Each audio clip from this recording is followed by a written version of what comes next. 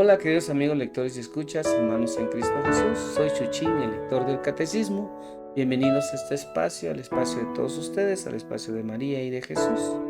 Iniciamos en el nombre del Padre, del Hijo y del Espíritu Santo. Amén. Espíritu Santo, fuente de luz, ilumina. San Miguel Arcángel, defiéndenos en la lucha, sé nuestro amparo contra la perversidad y las acechanzas del demonio. Que Dios manifieste sobre él su poder en nuestra humilde súplica, y tu príncipe de la milicia celestial, con la fuerza que Dios te ha conferido, arroja al infierno a Satanás y a los demás espíritus malignos que vagan por el mundo para la perdición de las almas. Por Jesucristo nuestro Señor. Amén. A pedir una bonita oración a María, Madre nuestra de todos los pueblos, corredentora, mediadora de todas las gracias y abogada. Ruega por nosotros que recorremos a ti y a través de tu corazón inmaculado llévanos a tu Hijo, para que en sus preciosísimos cuerpos, sangre, alma y divinidad alabemos a Dios Padre, a Dios Hijo y a Dios Espíritu Santo, Santa Trinidad, por toda la eternidad. Todo esto en el nombre del Padre, del Hijo y del Espíritu Santo. Amén. Bueno, queridos amigos, lectores y escuchas, continuaremos con el Evangelio. Ya estamos viendo qué parte del Evangelio Letitia nos corresponde. Es el Evangelio según San Mateo. Gloria a ti, Señor. Subió a la barca y sus discípulos le siguieron. De pronto se levantó en el mar una tempestad tan grande que la barca quedaba tapada por las olas. Pero él estaba dormido. Acercándose ellos, le despertaron diciendo: Señor, sálvanos, que perecemos. Díceles: ¿por qué tenéis miedo, hombres de poca fe? Entonces se levantó, increpó a los vientos y al mar, y sobrevino una gran bonanza. Y aquellos hombres maravillados decían: ¿quién es este, que hasta los vientos y el mar le obedecen? Palabra del Señor. Gloria a ti, Señor Jesús. En este Evangelio nos invita el Señor a pedir que Dios aumente nuestra fe, que el Espíritu Santo nos dé ese don especial, esa gracia, para poder entender el camino a la vida eterna. Continuamos con Amoris Laetitia y dice el punto 112. Recuerden que estamos en el tema de discúlpalo todo, disculpa todo.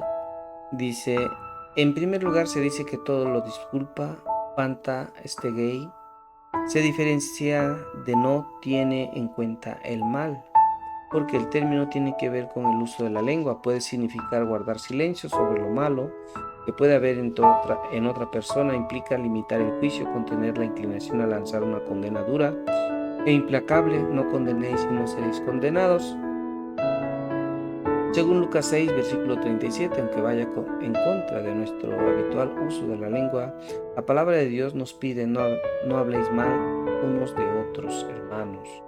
Según Santiago 4, versículo 11, detenerse a dañar la imagen del otro es un modo de reforzar la propia, de descargar los rencores y envidias sin importar el daño que causemos. Muchas veces se olvida de que la difamación puede ser un gran pecado y una seria ofensa a Dios cuando afecta gravemente la buena fama de los demás, ocasionándoles daños muy difíciles de reparar. Por eso la palabra de Dios es tan dura con la lengua, diciendo que es un mundo de iniquidad que contamina a toda la persona. Según Santiago 3, versículo 6. Como un mal incansable cargado de veneno mortal. Según Santiago 3, versículo 8. Si con ella maldecimos a los hombres creados a semejanza de Dios, según Santiago 3, versículo 9. El amor cuida la imagen de los demás con una delicadeza que lleva a preservar incluso la buena fama de los enemigos. En la defensa de la ley divina nunca debemos olvidarnos de esta exigencia del amor. Esta es la exhortación del Papa Francisco Amoris Laetitia. Continuamos con el Catecismo de la Santa Iglesia Católica. Hay un título la oración de la hora de Jesús. El numeral 2746 refiere: cuando ha llegado su hora, Jesús ora al Padre. Su oración, la más larga transmitida por el Evangelio, abarca toda la economía de la creación y de la salvación, así como su muerte y su resurrección, al igual que la Pascua de Jesús, sucedida una vez por todas. Permanece siempre actual. De la misma manera, la oración de la hora de Jesús sigue presente en la liturgia de la Iglesia. El numeral 2747 también refuerza este comentario. La tradición cristiana acertadamente la denomina la oración sacerdotal de Jesús.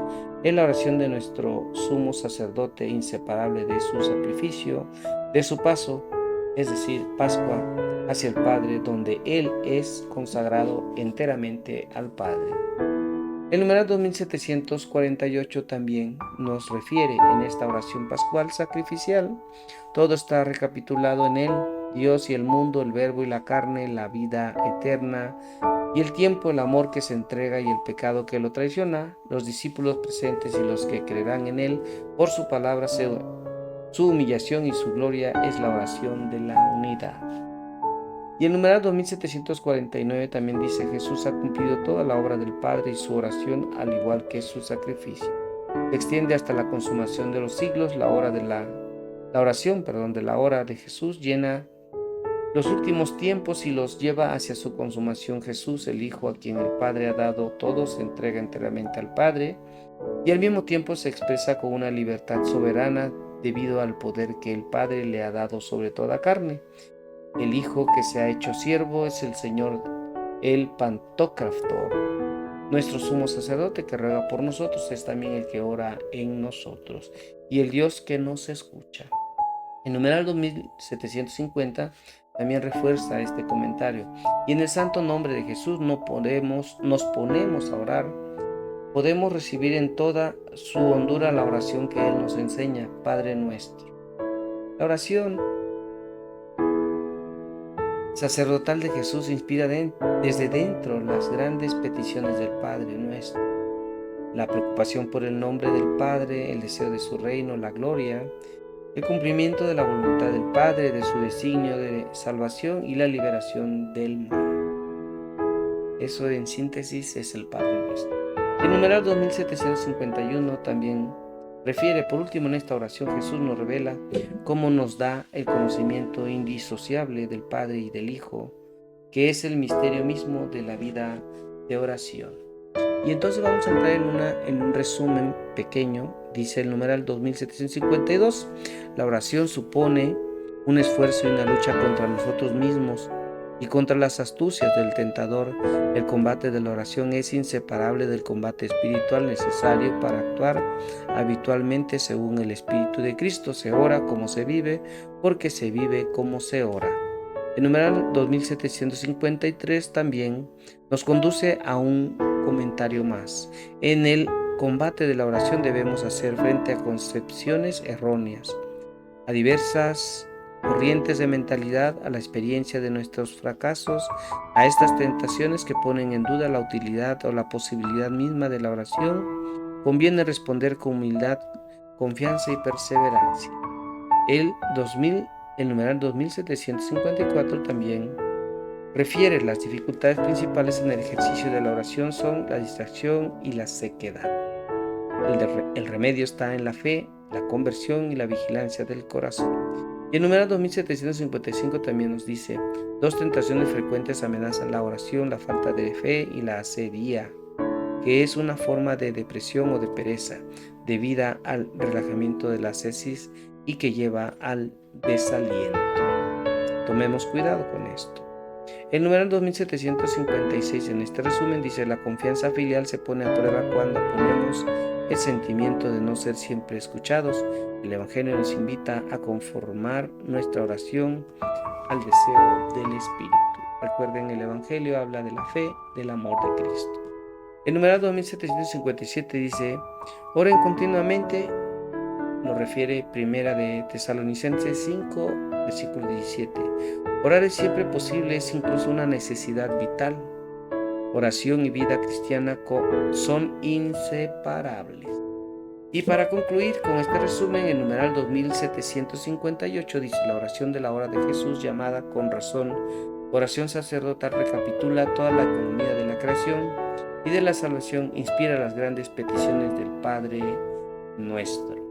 Queridos amigos en Cristo Jesús, soy Chuchín el Catequista. Recuerden darle like, compartir y suscribirse.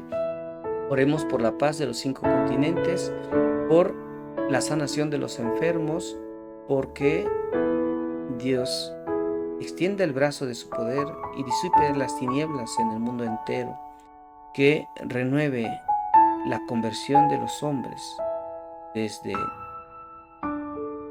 los niños, los jóvenes, matrimonios, los ancianitos. Oremos también por los niños abandonados, por los ancianos abandonados y por la necesidad de todos nuestros hermanos que no tienen trabajo, que no tienen salud, que no tienen esperanza, fe, que algunos están incitados por el mal al suicidio, por ese estrés y esa preocupación que predomina en la era actual, en la New Age, la era de la muerte. Entonces, oremos unidos, porque la oración nos lleva a elevarnos de la tierra a la presencia de Dios. Y que Dios sea nuestro amparo, nuestra fortaleza, aumente nuestra fe, nuestra esperanza y nuestra caridad. En el nombre de Cristo nuestro Señor. Recuerden,